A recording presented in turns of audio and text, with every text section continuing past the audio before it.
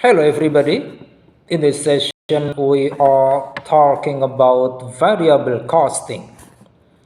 Variable costing is an accounting method used in managerial accounting and financial modeling to analyze the profitability of products and services. It classifies costs into variable costs and fixed costs, with only variable production costs including in product costing. This differs from absorption costing, which allocates all manufacturing costs, both variable and fixed, to the product cost. The key benefit of variable costing is that it provides more accurate and detailed cost information to inform pricing and production decisions. By separating fixed and variable costs, managers gain better insight into profit margins and the break-even points. And then we move to the formula and calculation of variable costs. The total variable cost is simply the quantity of output multiplied by the variable cost per unit of output. The variable cost per unit will vary across profits. In general, it can often be specifically calculated as the sum of the types of variable costs. And then this function of variable costing. Variable costing helps management make short-term decisions by the first letting them know the contribution margin to planned profits through cost volume profit analysis and guide short-term policies. And then the second, simplifying budget comparisons by focusing only on relevant variable costs. And then third, making it easier to monitor operations, assess performance, and ensure accountability across departments. Fourth, helping in determining the best product pricing strategy for higher profitability.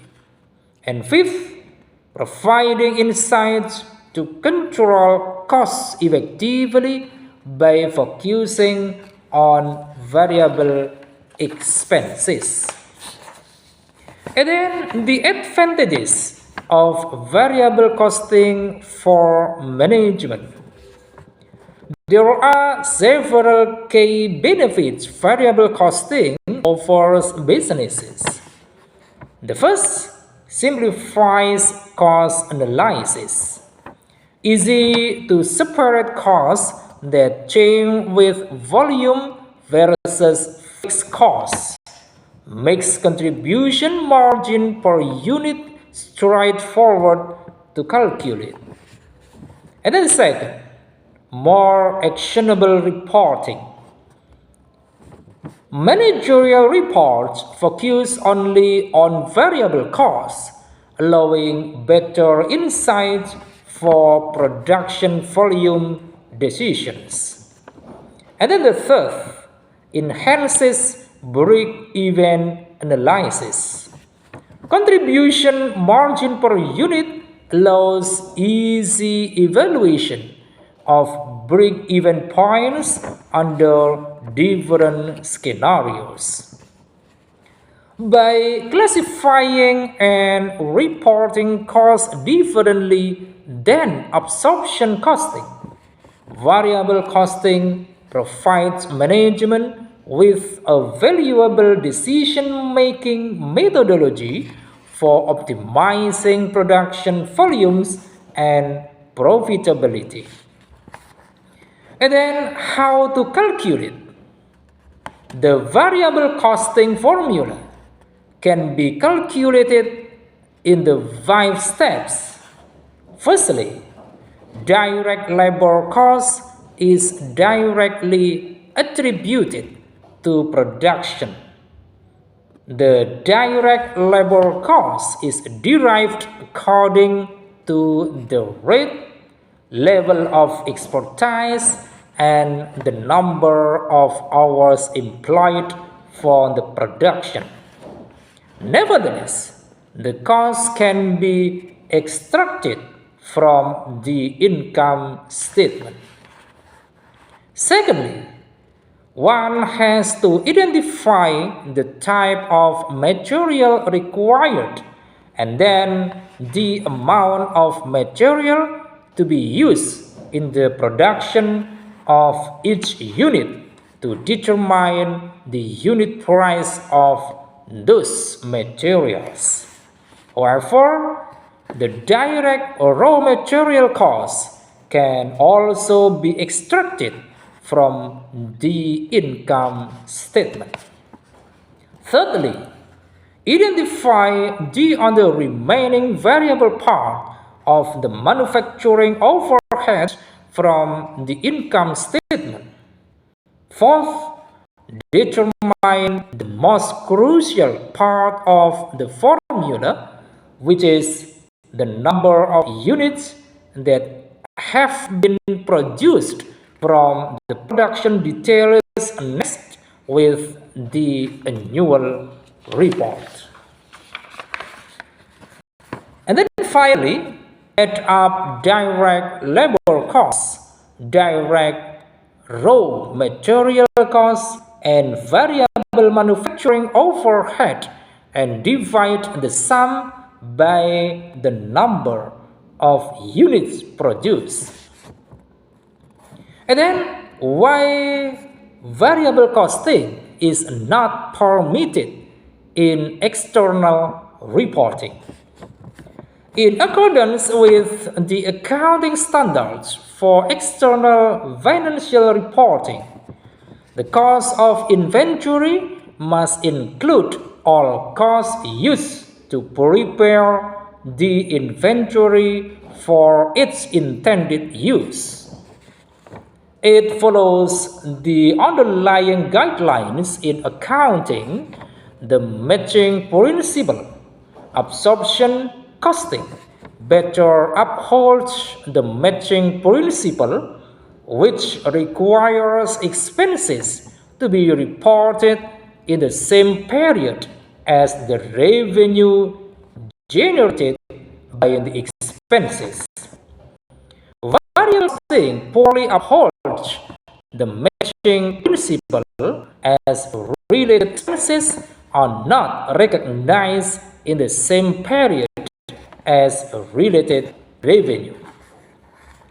And then how to use variable costing.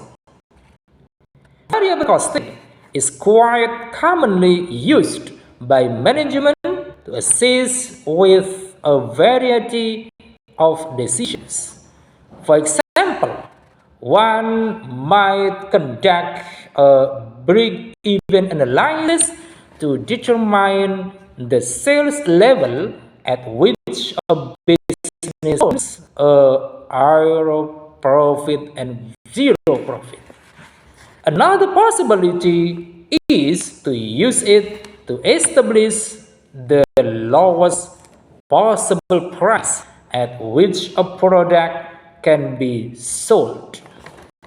Yet another use is to formulate financial statements into a contribution margin format, which must be adjusted before they can be issued to outside partners. When variable costing is used, the gross margin reported from a revenue generating transaction is higher than under an absorption costing system, since no overhead allocation is charged to the sale. Though this does mean that the reported gross margin is higher, it does not mean that net profits are higher. The overhead is charged to expense lower in the income statement instead. However, this is only the case when the level of production meets sales. I think it is enough for this session. Thanks for watching, and don't forget give this channel with your like, comment, subscribe, and share. Thank you.